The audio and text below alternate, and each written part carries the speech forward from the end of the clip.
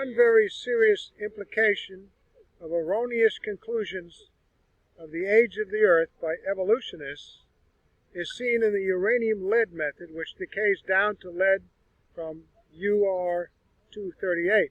And that's the method that's supposed to determine the age of the Earth. It produces as a byproduct helium-4, which is a relatively rare element in the Earth's atmosphere, and so we should be able to test rather accurately here when it comes from radioactive decay. Lead, which they do measure, is very common, and so you have to guess how much lead was there to start with and how much was there from radioactive decay. You wouldn't know if you weren't there. Helium-4, almost all of it would come from radioactive decay because it's rare to start with, but not like the regular lead. Well, you look in the rocks and you will find it's not there.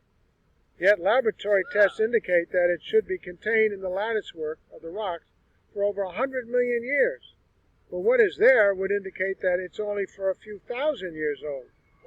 Well, they know that's not right, and so they assume that it escaped from the rocks.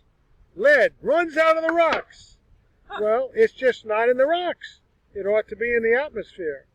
And we look in the atmosphere and we find that there is 1/10,000th the amount that ought to be there if there has been going on, this has been going on for 4 billion years.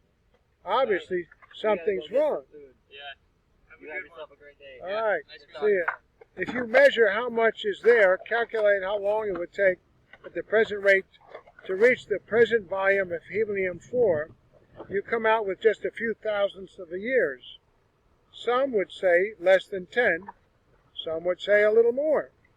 But it's certainly much closer to the few thousands of years than to the billions of years called for by the evolutionists.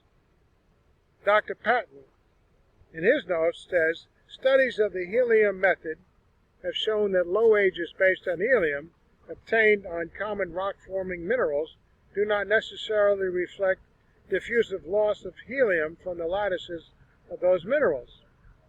Under ideal conditions, some mineral lattices even appear to retain helium quantitatively for longer than 108 years. Here's Fennell and Schaefer, Brookhaven Laboratory, National Laboratory, a well-known place for science to be investigated. Now we have helium-3. Helium-3,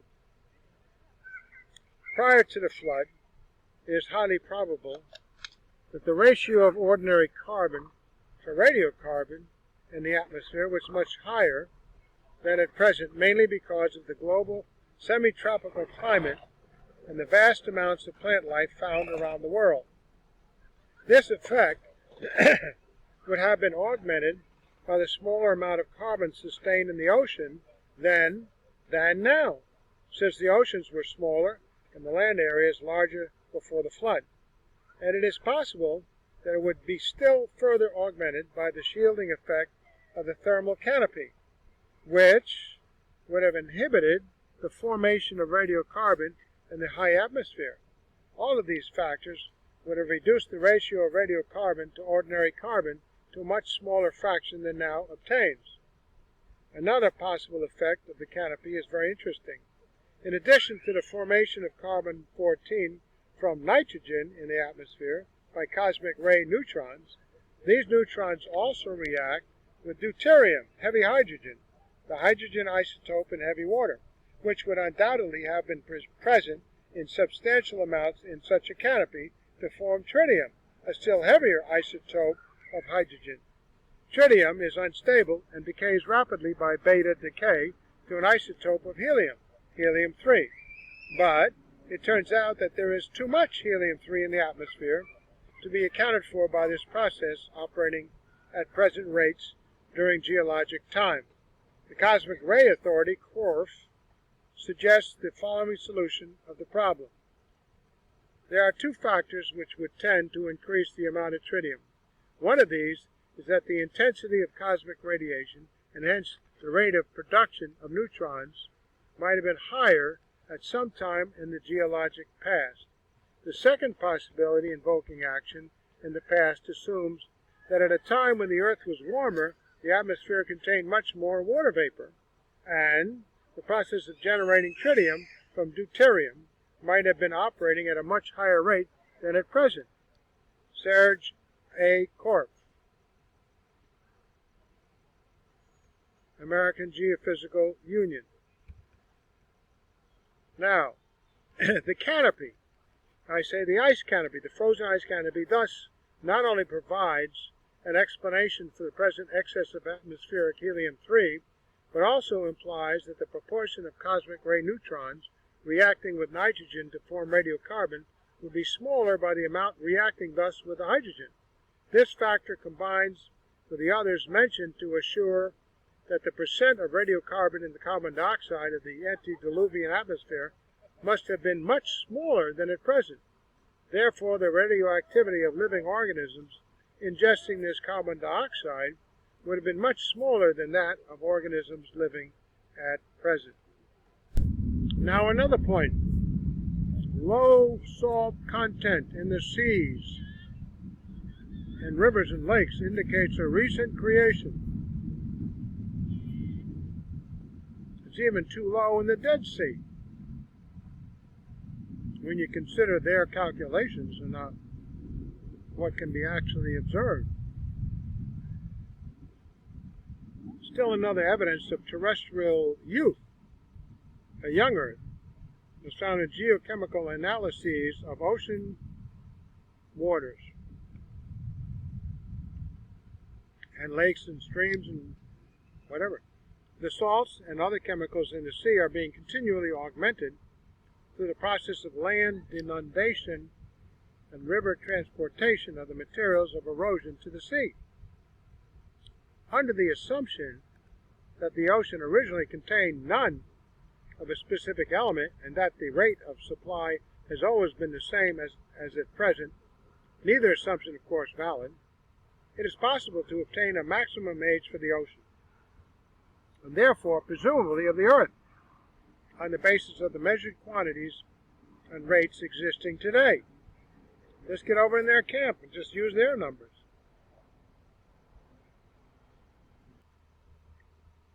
Now, the most common chemicals in ocean water, they are, of course, sodium and chlorine, salt, the constituents of ordinary table salt. Sodium and chlorine, the constituents of ordinary table salt, sodium chloride.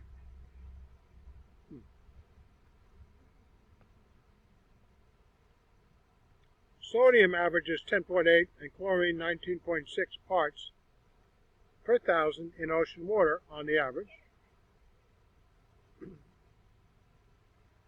Pierce and Gunter, salinity.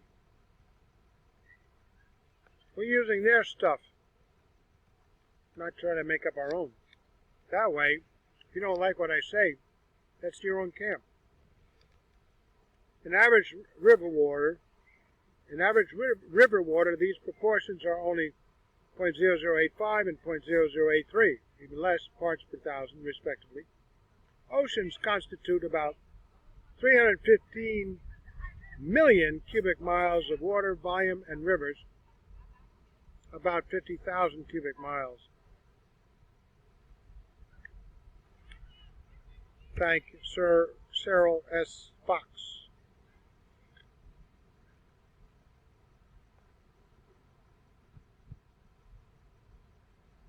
The latter, about 8,200 cubic miles annually run off to the seas and are replenished by rainfall.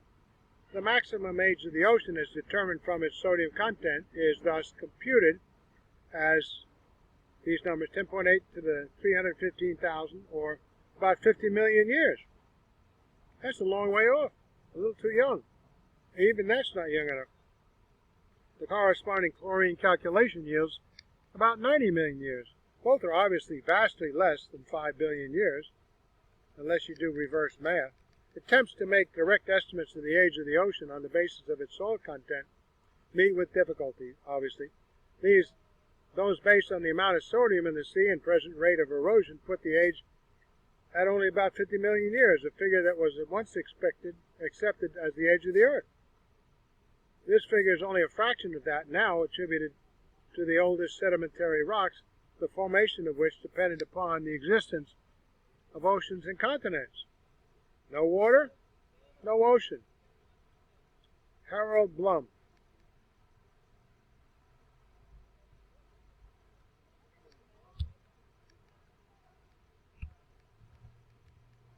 The usual way of attempting to sidestep this difficulty is to assume a large amount of cyclic sodium. Comic book science. Material that has somehow been precipitated in the lands and re-eroded and retransported, perhaps several times. Oh, I don't know, maybe they had some trucks doing that back before man existed. Who drove the trucks? A couple of paramecium. Of such cyclic sodium, there is no definite measure, but even the most generous estimates are inadequate to explain the profound discrepancies.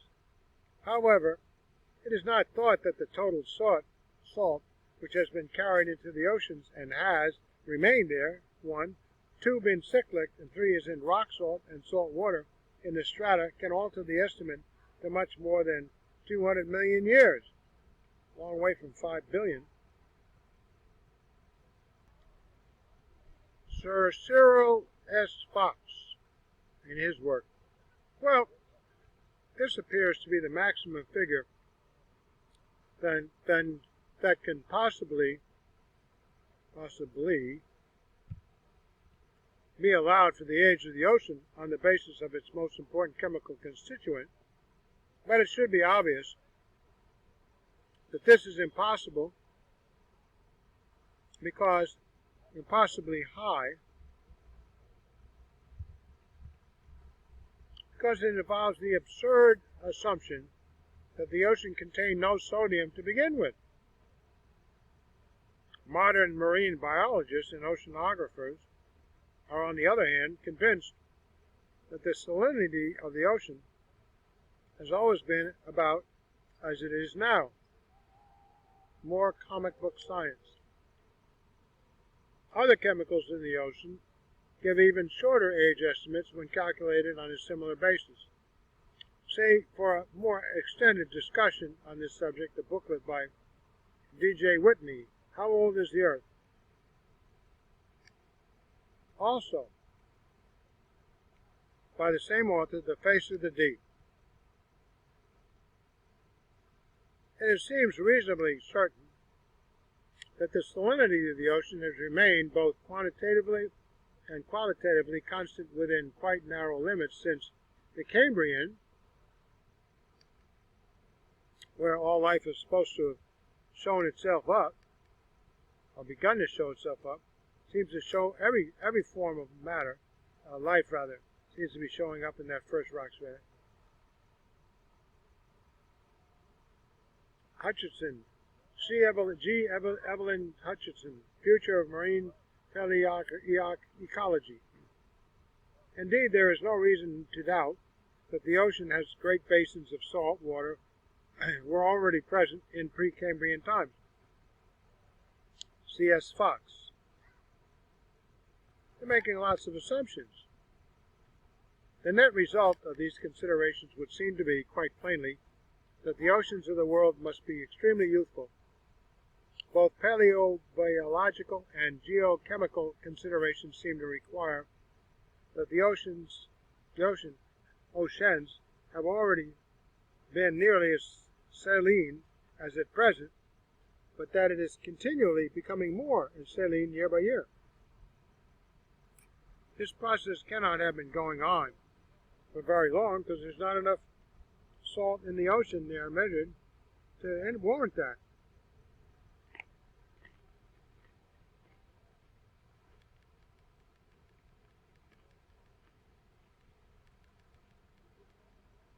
Now, in connection with the salinity of the ocean, a supposed difficulty with the deluge record has been imagined by some writers, and they say that the mixing of salt and fresh water as a universal flood would have been fatal to marine creatures accustomed to saline waters and to lacustrine and river fish used to fresh waters. And they say that multitudes of water inhabitants were killed in the deluge is